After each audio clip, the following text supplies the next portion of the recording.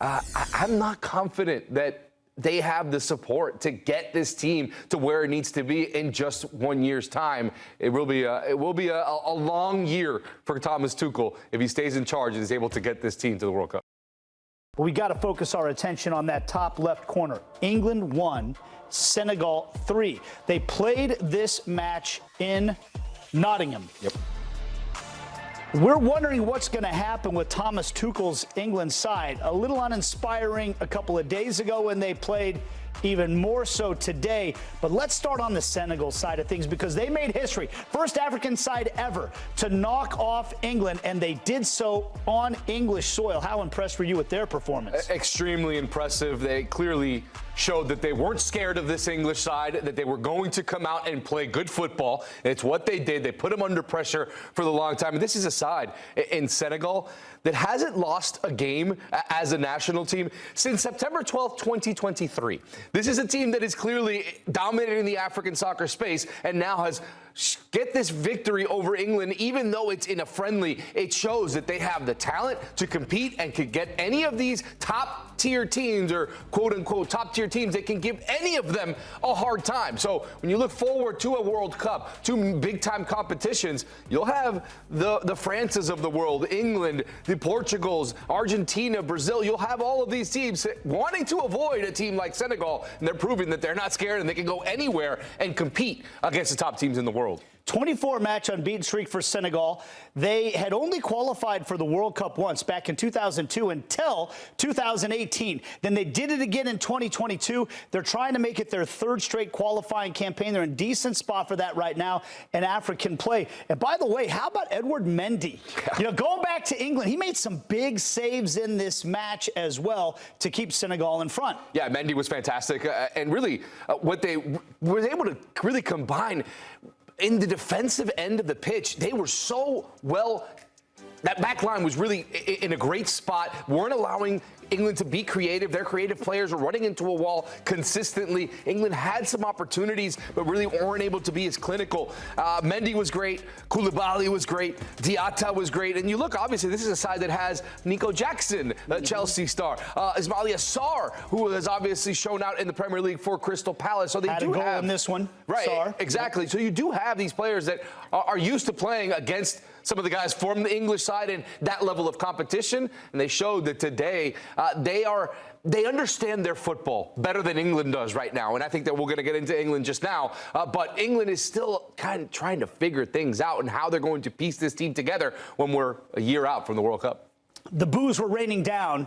It's funny because the sound at one point sounded like boos because they were all chanting for Jude, right, because it looked like he had scored the goal to equalize the match, but it got waved off for a handball on VAR.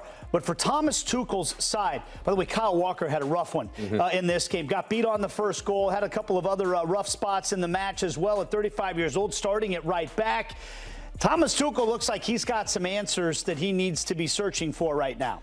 Without a doubt, we're a year out from this World Cup, and this side in England is really just severely underperforming. The Latvia match, Albania match, they did what they're supposed to do, winning those games. Andorra criticized after just a 1-0 victory and then go out in a friendly and lose to Senegal. It's not how you get the fans on your side. There is still a lot to figure out with this England team. Which is the best 11? You mentioned Kyle Walker there. You still have to believe that Reece James and Trent Alexander-Arnold are still ahead of them on the depth chart, both of them with their current clubs at the Club World Cup, which is why they're not in the England squad. But still, you know, this is a results-based business, and the media is going to have a field day with Thomas Tuchel and this England side losing a match, even though it's a friendly, to Senegal, like we mentioned, the first time that they've ever lost to African competition, when you're just a year away from the World Cup. And Thomas Tuchel comes in late in this window to take charge of this England side. It's starting to get some panic time, right, for this England side, because they need to show that they can find results and that they understand what their football is and understand what their best 11 is. I don't think they know that as of yet, Nate. Well, one of the things we've talked about domestically with Pochettino, and maybe something that Tuchel's finding out too, the difference between coaching club and managing country. The time that you get to try to put things together. First of all, you get to try to assemble your squad the way that you want, but then you get all that time to train and figure out your system. When you have these international breaks, you get together for a few training sessions, then you're throwing pieces out there and trying to see how they fit. It's not looking like it's fitting very well for England right now. It's not. It's always the notion that, oh, well, it's not real football because these national teams get together only a couple times a year and have a training session. It's more difficult because you don't have those training sessions, because you don't have that continuity. It's more difficult to perform on the international level consistently. And Thomas Tuchel's finding that out right now with this England side.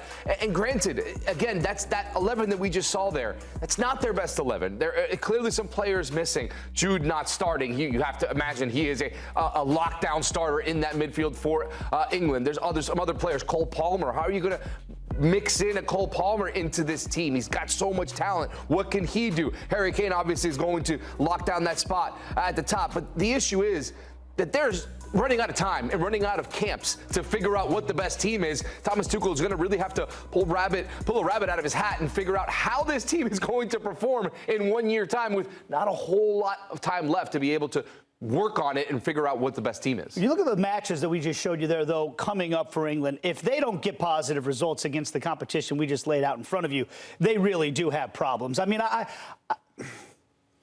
don't know how much we learn when you look at that competition. You're not going up against the best teams in Europe here in this qualifying process.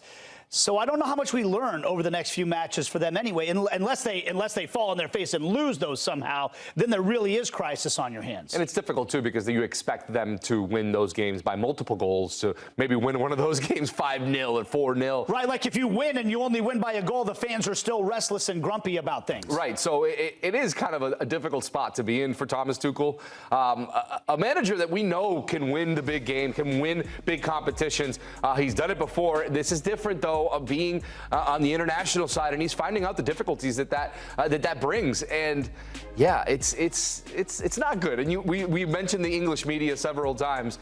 Not going to let this one go. This is going to be one that we're going to hear about all summer long with this England side. I'm not confident that they have the support to get this team to where it needs to be in just 1 year's time. It will be a long year for Thomas Tuchel if he stays in charge and is able to get this team to the World Cup. I have to stay steadfast in my stance that friendlies really do not matter and that you can't judge them on results. You're not playing a friendly trying to win the match like you are other games, but you can still look at the performance. And you can see some problems there for this English national team. They've got some things to sort out. There's no doubt about it.